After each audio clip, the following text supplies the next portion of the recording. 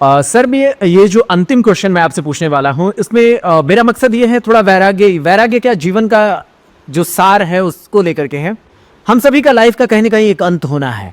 जैसे मान लीजिए मैंने आधी ज़िंदगी पूरी की, किसी ने 75% अपनी ज़िंदगी पूरी की, किसी ने 20% अपनी ज़िंदगी पूरी की।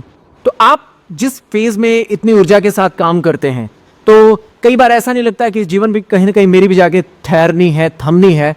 तो ये ऐसा भाव कभी आता है या इसको किस रूप में आप टैकल करते हैं सर? पहले तो आपके प्रश्न को जब मैं सुन रहा था जी तो मुझको अपने स्कूल के जीवन का एक वाकया याद आ गया, वो मैं बता दूं। जी जब मैं क्लास 10th में था, 11th में जी TK घोष अकेडमी पटना में, ठीक, तो वहाँ के स्कूल एग्जामिनेशन में एक सवाल पूछा गया था।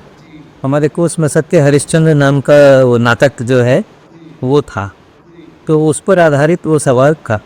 इसमें उस नाटक के कुछ डायलॉग्स लिखे गए थे जिस समय में वो हरिश्चंद्र शमशान में होते हैं और उनकी पत्नी साबिया जो हैं वो पुत्र रोहताश्व को लेकर के, उसके शव को लेकर के वहाँ पर आती हैं। उस समय के कुछ डायलॉग लिखे गए थे।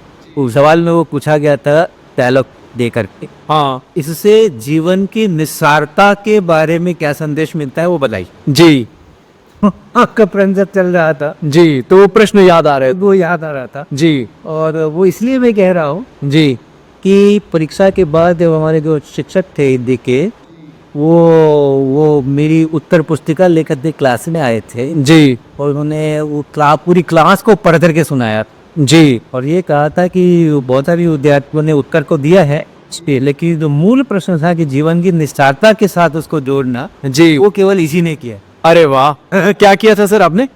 अब उतना तो याद नहीं है मुझको जी वो डायलॉग याद है और नहीं क्या लिखा था मैं याद है। मैं इस प्रश्न को पूछने का मकसद ये था ना कि एज ए डॉक्टर जब मैं देखता हूँ तो मुझे लगता है कि मेरा जीवन आधा खत्म हो गया, अब आधा ही बचा है, इस तरीके के भाव आते हैं। तो जब आप अपनी इस जर्नी में इस पड़ाव पे आपको कैसा लगता है या कहीं? हाँ, आपको प्रश्न का उत्तर मैं जरूर देगा, वो उत्तर डाइग्रेशन कर लिया मैंने। जी जी देखो ऐसा है कि स्वामी विवेकानंद कहा करते थे, तो लिखा हुआ जो पढ़ा है मैंने, कि मनुष्य अपने विचारों से उसका अस्तित्व होता है।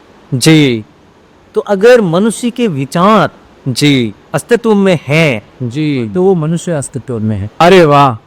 तो मैं अपने शिक्षकों को, खासकर शिक्षकों के साथ जब कार्यशालाएं करता हूँ और उनके साथ जब फिजिक्स डिस्कस करता हूँ और उसी के साथ जीवन भी डिस्कस करता हूँ जी तो मैं यही देखता हूँ कि जो मेरे में है, जी, मेरे में जो भी जज्बात हैं या मेरी जो भी तरीके हैं, तौर तरीके हैं ये करने के, वही चीज़ें अगर मैं 100 शिक्षकों के अंदर में डालने में समर्थ होता हूँ, अरे वाह, और वो शिक्षक जो है वो और 100 में कर दें, 1000 टीचर्स के अंदर में वो कर रहे हैं जी कर रहे हैं, भी रहा है जी, तो वो देख करके मुझे लगता है कि मेरी जीवन यात्रा तो कभी खत्म ही नहीं होगी। शानदार शानदार शानदार, होनी ही नहीं है। जी जी जी, तो बना ही रहेगा किसी न किसी रूप में वो ज्योति जलती रहेगी हर पीढ़ी को। और इसी है जी अपने अस्तित्व को लंबा बनाने के लिए 80 साल और 90 साल से हट करके और जी 200 साल और 400 साल बनाने के लिए जी सोपान आश्रम को काम करते रहना। हाँ, अरे वाह शानदार, बिल्कुल बिल्कुल। जब तक वो आग आपके द्वारा आगे बढ़ती रहेगी, वो ओलंपिक के मशाल के रूप में ये ज्ञान की रोशनी आगे बढ़ती रहेगी, तब तक अस्तित्व खत्म ही नहीं होना है और विचारों में जीवित रहना ही सबसे बड़ा जीवन है। कभी नहीं लगता है कि मेरी 80% जर्नी खत्म हो गई होगी शायद। अरे वाह, या 90। मैं सच बता रहा हूँ, मुझे कई बार क्या होता है ना, एक मानसिक तनाव रहता है कि आधी जिंदगी बची हुई है, आधी तो खत्म हो गई। तो मुझे लगता था कि आप कैसा सोचते होंगे जैसे इस ऊर्जा, इस भाव के साथ। तो मुझे इसका आंसर मिला और निश्चित तौर पर मैं फिर से एक बार और नई ऊर्जा के साथ आगे बढ़ता जाऊंगा। शुक्रिया सर।